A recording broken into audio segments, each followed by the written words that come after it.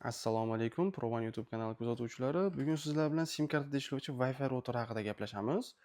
Sizlar kanalga obuna bo'linglar, videoga like bosinglar, kommentariyada o'z fikrlaringizni yozib qoldirishim esdan chiqmasin. Hozir men buni asosiy xususiyatlari va ichida korobkasidan nimalar chiqishini ko'rsatib o'taman. Ushbu Wi-Fi'miz sim kart orqali ishlaydi. Ko'rinishi shunday holatda bo'ladi. Bu yerda displeyi, rasxodlarni, internet qancha ishlayotganingizni, nechta qurilma ulanganini bu yerdan bemalol ko'rib turishingiz bo'ladi displeydan. Mana bu yerga o'sha sim karta qo'yiladi. Misol, o'zingiz yashab turgan hududda o'sha shaharda zo'r ishlaydigan sim kartani qo'yasiz va bemalol internet tarmog'idan foydalansangiz bo'ladi. Endi buni asosiy kimlar uchun tavsiya qilamiz? Misol, televizor uchun foydalanadiganlar, kompyuter uchun yoki kameralar uchun bemalol foydalansangiz bo'ladi. Va yana zo'r afzallik tomoni, misol dala hovlida yashayapsizmi, xohlagan joyingizga olib borib qo'yib qo'yishingiz bo'ladi. Ma'lum bir bitta joyga fiksatsiya qilib qo'yib qo'yish shart emas. Misol uchun kvartiralarda, misol postoyni bitta joyda yashamaysiz, ko'chib bu shahardan bir boshqa shaharga ko'chib yurasiz. Shunday holatlarda ham buni o'zingiz bilan olib yurishingiz bo'ladi.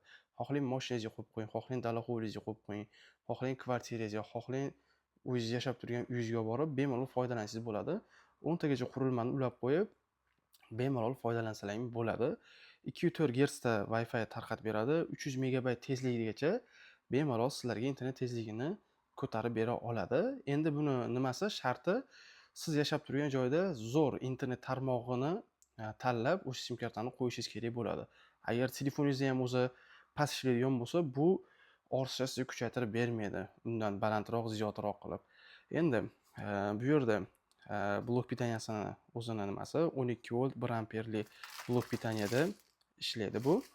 Va bu yerda shu o'zini kabeli, misol kompyuterga sim bilan ulamoqchi bo'lsangiz, televizorga ulamoqchi bo'lsangiz, bemalol bu yerga suqib, bitta uchun kompyuteringizga ham suqsangiz bo'ladi bemalol. Bu yerda tashqi antenna uchun mo'ljallangan teshigi ham bor. Endi bu nima uchun deydigan bo'lsangiz, misol bir xilga odam podvalda foydalangisi keladi. Misol do'koni podvalda yoki ofisi bor. Yerda internet yaxshi ishlamaydi, telefonda sviyazi chiqmaydi, lekin internetda tushiradigan bo'lsa, provayderlardan qimmatga tushib ketadi. Misol, YTT yoki MChJ bo'ladigan noturar joylarga internetda ulash, bilasizlar, qiyin. Endi buni sotib oladi, 300 ming so'm, 350 ming so'mga sotib olib, bemalol Wi-Fi da o'rnida foydalansa bo'ladi va kerak bo'lmagan payt o'zi bilan olib ketsa ham bo'ladi. Endi misol podvalda ishlatyapsiz deylik, antenna chiqmayapti, o'zi sim karta ishlamaydi. Shunga ham yechimi bor.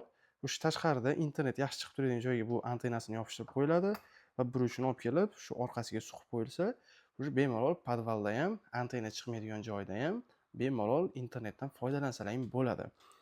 Xo'p, kimga ushbu mahsulotimiz qiziq bo'lsa, pastda raqamlarni qoldiramiz. Bemalol murojaat qilishlaring mumkin. O'zbekiston bo'ylab dastavka xizmatlarimiz ham mavjud.